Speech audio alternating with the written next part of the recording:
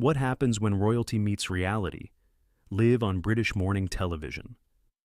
When Prince Harry sat down on the red sofa of Good Morning Britain, he expected polite questions and soft applause. But in just a few tense exchanges, the air turned electric. What began as a friendly chat between a prince and a journalist soon unraveled into a clash of ego, truth, and composure. By the time the cameras cut to commercial, one thing was clear. Not even royal titles can save you from yourself. It was a crisp London morning. Outside the Good Morning Britain studio, the city pulsed with its usual rhythm. Taxis rushing past, commuters clutching takeaway coffees, headlines flashing across street kiosks. Inside, the atmosphere was calm but charged. The iconic red sofa sat under perfectly balanced studio lights, waiting for yet another conversation that could either inform or ignite. Susanna Reid reviewed her notes with practiced precision. She'd been doing this for years, interviewing politicians, artists, activists, and she knew when a guest carried tension into the room. The moment Prince Harry walked onto the set, she felt it. His handshake was brief, his expression somewhere between bored and defensive. The audience in the background quieted instinctively. "Your Royal Highness," Susanna began warmly, "thank you for joining us this morning." Harry gave a thin smile, leaning back. "Pleasure's all yours, I'm sure." There was a flicker of surprise in Susanna's eyes, but her tone remained steady. "We appreciate your time. You've spoken recently about your relationship with the British press. Would you help our viewers understand where that frustration comes from?" Harry tilted his head slightly, a hint of condescension creeping into his voice. "I think it's fairly obvious, isn't it? The press has made a sport of my life, my wife's, my family's, and yet everyone acts like we should just smile and take it." Susanna nodded, the epitome of professionalism. "That must have been incredibly difficult. At the same time, many would say that public attention comes with being a royal." Harry interrupted, his voice cutting sharper now. "That's a lazy excuse. No one deserves to be hunted like an animal just because they were born into a name." The room seemed to tighten. Susanna leaned forward slightly. "Of course, I think everyone empathizes with that intrusion. But when you choose to share your story through interviews, books, and documentaries, doesn't that, in some way, invite public interest?" Harry's jaw tensed. "So, you're blaming me for wanting to tell my own truth?" "Not at all," Susanna replied calmly. "I'm simply asking whether openness sometimes brings its own scrutiny." He smirked. "You journalists are all the same. You dress your accusations up as questions. You smile while twisting the knife." Susanna inhaled quietly, steadying herself. "I assure you, there's no knife. Here, only curiosity. Our viewers appreciate hearing directly from you." "My viewers?" Harry said, emphasizing the word. "You mean your viewers, the ones you spoon-feed every morning, the people you keep entertained with fluff and gossip." The crew exchanged subtle glances behind the cameras. Susanna didn't flinch. "Our viewers," she corrected gently, "are thoughtful, informed, and capable of forming their own opinions. That's why they're watching this conversation." Harry laughed under his breath. "You make it sound noble, but let's be honest, Susanna, this isn't about truth. It's about ratings." "Ratings don't dictate respect," she replied, her voice smooth but firmer now. "I'm here to listen. But respect goes both ways, Your Highness." For the first time, Harry seemed caught off guard. His eyes flickered briefly before hardening again. "Respect is earned," he said flatly. "And from what I've seen of the press, it's in very short supply." Susanna tilted her head slightly, maintaining poise. "Perhaps, but today you're sitting with someone who's spent decades earning it through fairness and professionalism. So, shall we continue?" Harry leaned forward, elbows on his knees. "You sound just like the rest, calm, composed, and convinced you're right." "I prefer to think of it as prepared," she replied, a hint of a smile returning. He gave a dismissive chuckle. "Prepared to defend the system that made you, maybe." There was a brief silence, the kind that feels longer than it is. Then Susanna, still gracious, said softly, "Prepared to have a respectful discussion, regardless of who sits across from me." That was the first true collision of their tones, his dripping with disdain, hers steady and precise. The tension was palpable now, running under every word like a live current. "Well," Harry said finally, sitting back, Let's see if you can keep that composure when we get to the real questions." Susanna didn't look away. "I intend to." The segment producer signaled from off camera, 2 minutes until commercial. The red studio lights glowed brighter, but the temperature between them had dropped to frost. Harry crossed one leg over the other and muttered, "Let's hope this isn't another ambush." Susanna smiled faintly, the kind of smile forged from years of experience, calm, deliberate, and sharp as glass. "No ambushes here, just conversation, though I can't promise comfort." He scoffed, eyes narrowing. "Comfort's overrated." "Not in morning television," she replied with composure, "but I'll take honesty over comfort any day." The cue light blinked. They were live again. The audience clapped politely, unaware they were watching the early tremors of a live on-air earthquake. The applause faded, but the tension didn't. When the cameras came back on, the red sofa might as well have been a chessboard. 2 players sitting across from each other, every move deliberate, every glance a calculation. Susanna Reid leaned forward with her usual warmth, but her eyes told a different story. Steady, watchful, ready. Prince Harry, on the other hand, sat back with arms folded, his expression halfway between indifference and defiance. "Welcome back to Good Morning Britain," Susanna said smoothly, turning toward the camera. "We're joined this morning by Prince Harry to discuss his recent public statements and the role of the media in shaping his life story." Then, turning back to him, she asked gently, "Before the break, you mentioned feeling hunted by the press. Do you believe there's any way to rebuild that relationship, or is that bridge completely burned?" Harry gave a dry laugh. "Rebuild? You can't rebuild something that was never built on trust to begin with." Susanna nodded thoughtfully. "Fair enough, but many people might say you've had a complicated relationship with both the press and the public.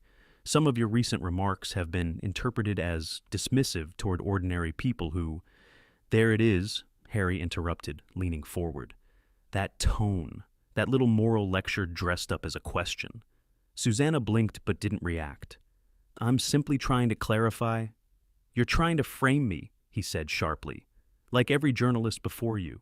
You pretend to understand, but all you really care about is making your audience feel superior to me." The audience, who had been silent, shifted uncomfortably. Somewhere behind the camera, a crew member coughed. Susanna clasped her hands together calmly. "I can assure you that's not my intention. My goal is to have a balanced conversation, not a confrontation." "Then stop twisting everything I say," Harry snapped. Her tone cooled a degree. "I'm not twisting anything. I'm asking for clarification. That's my job." Harry smiled tightly.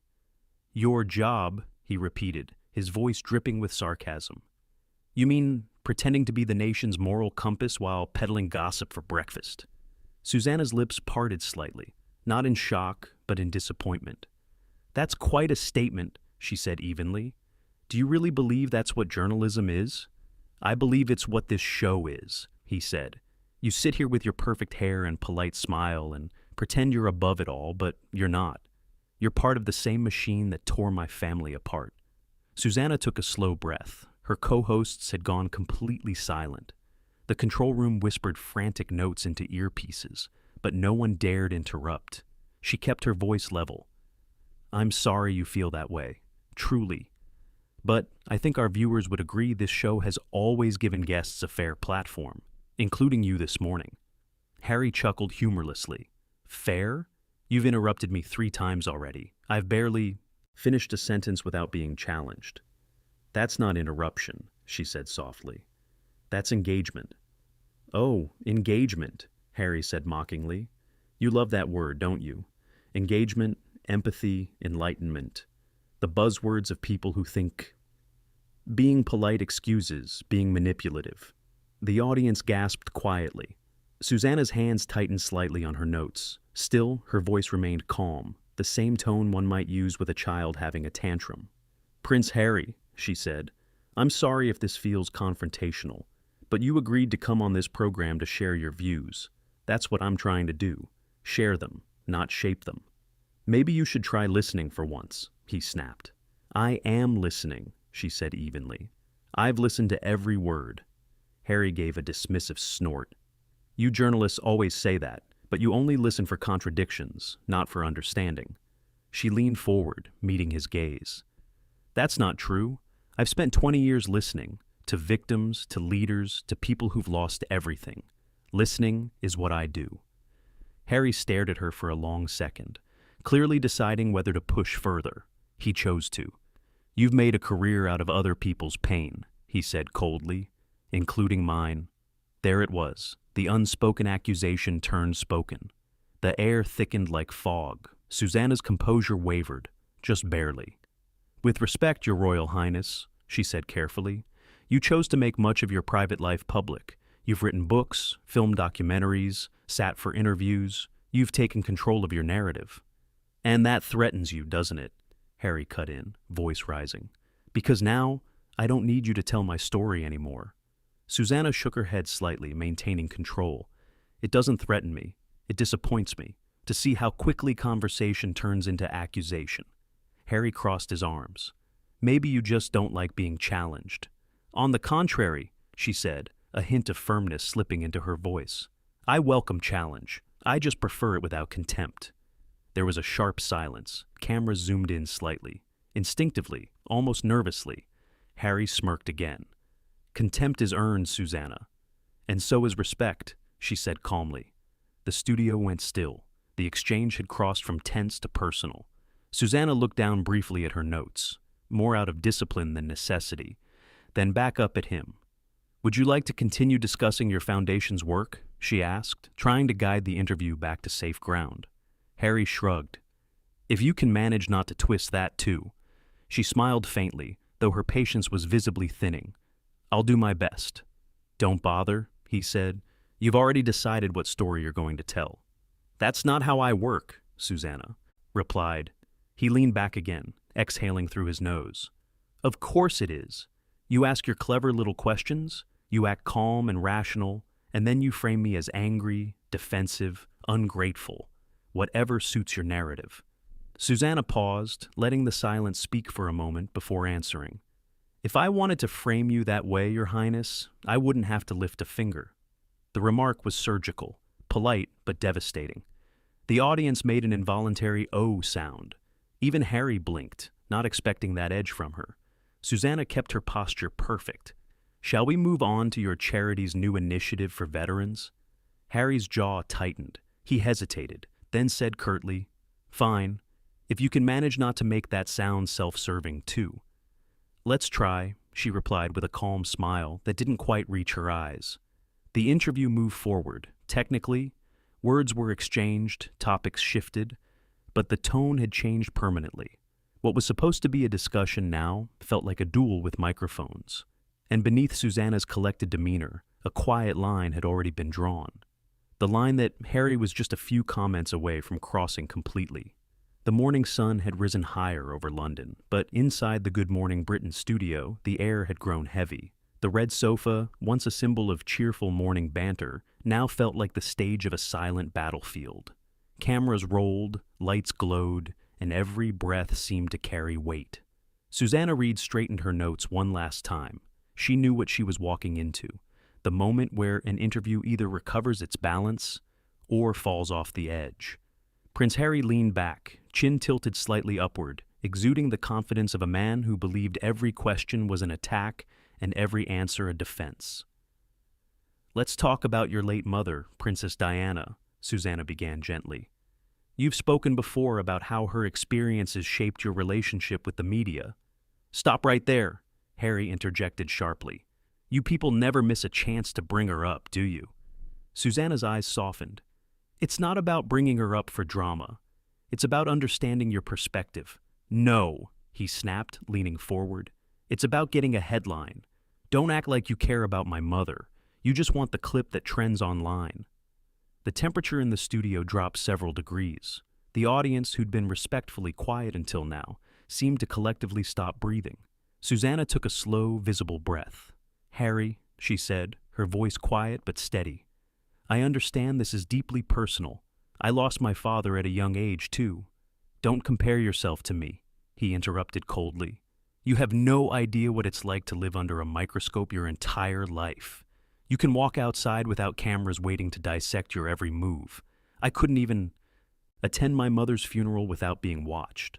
There was no denying the pain in his words, but the anger underneath was starting to twist it. Susanna didn't flinch. You're absolutely right, she said gently. None of us can imagine what that was like. But surely by sharing your story now, you want to help people understand, not alienate them. Harry's laugh was bitter. Alienate them? No, I just want them to stop pretending to understand. You included. Susanna blinked once. I'm not pretending. I'm trying to... Don't try, he said, raising his voice. You're not here to help me. You're here to make good television. The sound engineers froze. The producer in the control room mouthed, "Oh, God." Susanna's tone, still calm but tighter now, met his aggression with precision. Good television happens when people speak honestly and respectfully. I can't control your honesty, but I can ask for respect. Harry leaned forward, eyes sharp. Respect? He let out a mirthless laugh. That's rich. The same press that chased my mother to her death now lectures me about respect. Susanna's lips pressed together, a quiet, unspoken ache flashing in her eyes. That tragedy changed how we all see media responsibility, but to imply that every journalist bears guilt for that, you do, he said flatly. Every one of you. You feed the same monster, just with better lighting. It was cruel, and it landed like a slap. For the first time, Susanna's voice lost its silk and gained steel. Be careful, Your Royal Highness, she said, her tone controlled but cutting. Words like that carry weight. I will not sit here and have the hard work of honest journalists equated with tragedy. Harry crossed his arms, smirking slightly. Defensive, are we? Human, she corrected. The tension was unbearable now. Even the cameras seemed hesitant to move. Susanna adjusted her earpiece slightly, a subtle signal that she was aware of the live chaos, but determined to stay professional. Let's turn to something constructive, she said, trying to pivot. Your work with mental health charities? Typical, he interrupted again. When it gets uncomfortable, you move to the safe topic. That's not journalism, that's cowardice. That did it. Susanna's pen, which had been idly balanced in her hand, hit the desk with a quiet tap. She looked directly at him now. No filters, no professional mask. The empathy in her expression was replaced by something cooler, more resolute. I've given you every chance to speak openly, she said, voice calm but resonant. But what you're doing now, belittling this platform, this team, and our viewers, isn't a conversation. It's contempt. Harry blinked, taken aback by the sudden firmness. Excuse me? You've spent 20 minutes dismissing every question, mocking every attempt at dialogue, and insulting everyone who doesn't agree with you, Susanna said. That's not bravery, that's arrogance. A stunned silence spread across the studio. Even Harry seemed momentarily speechless. You invited me here, he finally said, his tone low but dangerous. Yes, she replied, standing her ground. And I expected a man who could handle a conversation without turning it into a tantrum. That stung. His eyes flared. A tantrum? You think this is a tantrum? I think, Susanna said evenly, that you came here looking for a fight. And I don't do fights, Harry. I do journalism. The studio audience broke into quiet murmurs. Some nodded subtly. The host they'd admired for years, always gracious, always composed, was finally setting her boundary. Harry stood up abruptly. This is absurd, he said, gesturing toward the cameras. You should be ashamed of yourself. No, Susanna replied. What's shameful is mistaking accountability for attack. The producer whispered urgently into her earpiece. Cut to break? But Susanna raised a single finger. Not yet. Let's be clear, she said to Harry, still calm but unyielding. You are welcome to share your story here. You are not welcome to insult this platform or the people watching. Harry's voice rose again. You think I need your platform? Please. I've spoken to Oprah, Anderson Cooper. This show is nothing compared to them. Then perhaps, she said, her tone finally hardening, you should have gone there instead. Gasps erupted across the room. Harry froze, humiliated, furious, and visibly losing his composure. The director in the booth mouthed, Go to commercial now. But the damage, or the revelation, was already done. Harry pointed toward her, his hand shaking slightly. You'll regret this, he said. Mark my words. Susanna looked straight into the camera, her voice cool as glass. "We'll be right back." The red light blinked off. The show cut to ads. But behind the cameras, in that heavy silence, everyone knew this interview had just crossed the line. And when they came back, someone wouldn't be sitting on that sofa anymore. When the cameras faded back in, the tension could have been sliced with a scalpel. The iconic Good Morning Britain jingle played faintly under the returning broadcast, but the energy had shifted entirely. Gone was the warmth of morning television. What remained was something colder, sharper, realer. Susanna Reid sat poised, her notes neatly stacked but forgotten. Prince Harry had returned from the brief commercial break, visibly agitated, jaw clenched, hands gripping his knee as though holding back another eruption. The producers had whispered through her earpiece, "Keep it calm, keep it short." But deep down, Susanna already knew. Calm had left the building.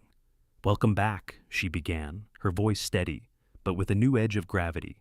"We're continuing our conversation with Prince Harry, who's been sharing his thoughts on the media and public perception." Harry smiled, though it was the sort of smile that didn't reach his eyes. "Oh yes, continuing," he said dryly. "Because heaven forbid anyone cut short a royal scandal, right?" Susanna didn't bite.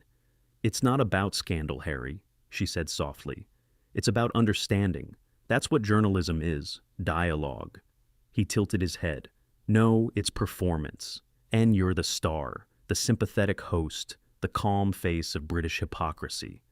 A few crew members visibly winced. The audience murmured. Susanna's hands stayed perfectly still in her lap. "Harry," she said, her tone patient but edged with warning, "if you came here to insult rather than converse, we can end this at any time." "End it?" He laughed quietly. "Oh, how convenient. When things get uncomfortable, you just shut it down. That's very on brand for this show." Susanna leaned forward slightly, meeting his glare with one of her own. "No, that's called maintaining standards." "Standards?" he repeated, smirking. "The word people use when they're too scared to tell the truth." "The truth," she said, "is that this platform has given you every opportunity to be heard, and you've used it to belittle everyone involved." Harry sat back, folding his arms. "Because you don't listen, Susanna. You pretend to, but you already have your story written. The spoiled prince, the angry royal, the ungrateful son. I can practically hear the headline being typed." Her eyes didn't waver. "No one's writing your story for you, Harry. You're doing that yourself." That line landed like a gavel. The studio fell silent. Even the floor manager stopped moving. Harry's lips parted slightly, caught between rage and disbelief. "You're unbelievable," he said finally. "You twist everything, every question, every word. It's all designed to trap me." Susanna sighed, her composure still immaculate. "There's no trap. There's only accountability. You don't seem to like that." "I don't need accountability from you," he said, almost snarling. "You're not qualified to judge me." "And yet," she said, voice cool as glass, "you came here to be heard. That requires trust, respect. Two things that seem to vanish the moment a question challenges your comfort." "Don't patronize me," Harry shot back, voice rising. "I'm not patronizing you," Susanna said firmly. "I'm reminding you that conversations work both ways." He shook his head, scoffing. "You really think you're clever, don't you? The calm, composed journalist taking on the angry prince. Congratulations. Your viewers will love this." Her expression hardened for the first time. "My viewers," she said evenly, "love honesty, not theatrics." "Oh, come off it," Harry said, standing up abruptly. "This is exactly what you wanted. A spectacle, a viral clip, something you can play on repeat tomorrow while pretending to be outraged." Susanna remained seated, her voice lowering. "You're doing that all on your own, Harry. No one asked you to be disrespectful." "I'm being real," he snapped, "something your industry wouldn't recognize if it bit them." "Real?" she echoed. "Real doesn't mean rude. It doesn't mean entitled. It doesn't mean attacking people who are trying to have a civil discussion." "You don't get it," he said, pointing at her now. "You never will. You're part of the system. The one that destroyed my family, my peace, my—" "Stop," she said quietly but with unmistakable authority. "Just stop." Harry froze mid-sentence, startled by the steel in her voice. "This isn't therapy, and it's not a blame session," Susanna continued. You came here to talk about your work, your projects, your message, and all you've done is insult, accuse, and deflect. I've hosted this program for years, and I've never had a guest show this level of disrespect to the people sitting in this room. The silence that followed was deafening. Harry stood there, stunned, his composure slipping entirely. "You're kicking me out?" he said, incredulous. "I'm asking you," Susanna replied, "to either continue this interview with respect or leave." He stared at her, disbelief flashing into fury. "Do you know who I am?" Susanna's voice was calm but unwavering. "Yes, I do. You're a guest on my show, and right now you're out of line." That was the breaking point. Harry laughed bitterly, shaking his head. "Unbelievable. You'll regret this." "No," she said quietly. "I won't." He looked around the studio, expecting someone, anyone, to intervene. No one moved, not a producer, not a cameraman, not even the audience. All eyes were on him. "Fine," he spat finally. "I don't need this. I don't need you." He tore off his microphone pack, the Velcro snapping loud in the quiet studio, and dropped it onto the sofa. "Good luck with your standards," he sneered before turning and storming off the set. The sound of the studio door slamming echoed through the silence. For a long moment, Susanna didn't speak. She simply exhaled, steadying herself. Then she looked directly into the camera and, with a small professional smile, said, "Well, that was unexpected. We'll take a short break and return with something much calmer. I promise." The studio audience broke into a mixture of awkward laughter and applause. When the red light above the camera went dark, the crew erupted into murmurs of disbelief. One assistant whispered, "He really just walked out?" Another muttered, "That was... wow." Susanna sat quietly, adjusting her papers. Her producer came over whispering, "Are you okay?" She nodded, offering a tired smile. "I'm fine, just another morning in television." But everyone in that studio knew. It wasn't just another morning. It was the day Good Morning Britain made history. The day a prince stormed off and a journalist refused to bow. The moment aired across Britain before breakfast had even ended. Viewers flooded social media with praise for Susanna's composure. Clips of the confrontation trended worldwide. Some called it the royal unraveling, others the calm before the clapback. But Susanna didn't dwell on it. The next morning, she was back at the red sofa. Same seat, same smile, same poise. Because real professionalism isn't about silence or submission. It's about standing firm, even when the crown across from you loses its shine. And that's where it all ended. The prince walked out, and Susanna Reid reminded the world that class doesn't come with a crown, it comes with composure. If you enjoyed this story and want more dramatic behind-the-scenes moments like this, don't forget to subscribe and turn on the notification bell so you never miss a new upload. Tell us in the comments, was Susanna right to end the interview? And of course, hit the like button to support more stories just like this one.